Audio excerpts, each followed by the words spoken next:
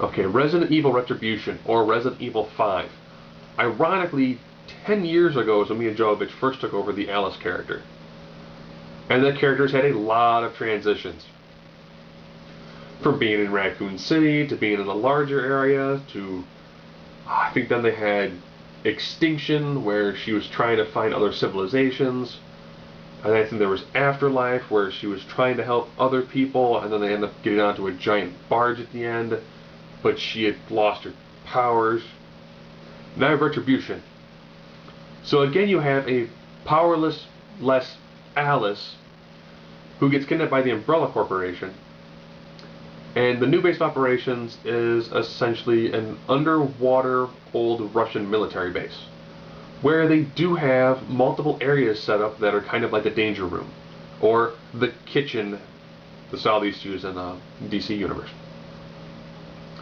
So there are these giant holographic rooms. Some designed to look like New York, some, Tokyo, Japan, some Moscow, specifically where the Kremlin's at. So as she's escaping this area, she goes through multiple different locations. And they did a nice job with this, and it allows them to use a lot more different locations and still use the same general theme. And I also find out that what they did is, there's 50 base models of people that they've cloned for some of these environments. So it allows them to use previous characters from other movies and bring them back. More or less saying, well, who you're actually talking with is either a clone of the original, or this is the original, you ran into a clone, or it could just be a clone.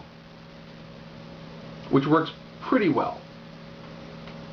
Again, I saw this in 2D, not in 3D, and lots of moments you can obviously like slow down, giant hammer and axe coming towards screen. Slow motion of bullets going through snow, hitting object. Object flying towards face, getting shot with bullet.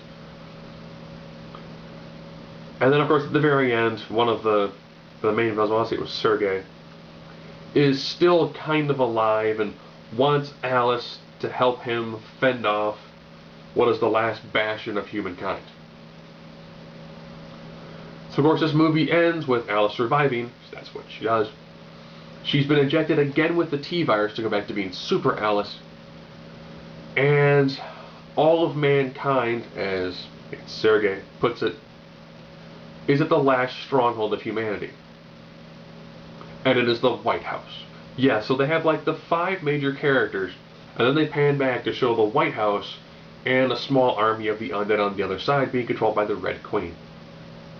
Yes, the little creepy girl voice and girl body who controls Umbrella Corporation is trying to wipe out all of humanity on the Earth. Well, that'll be the 6th movie.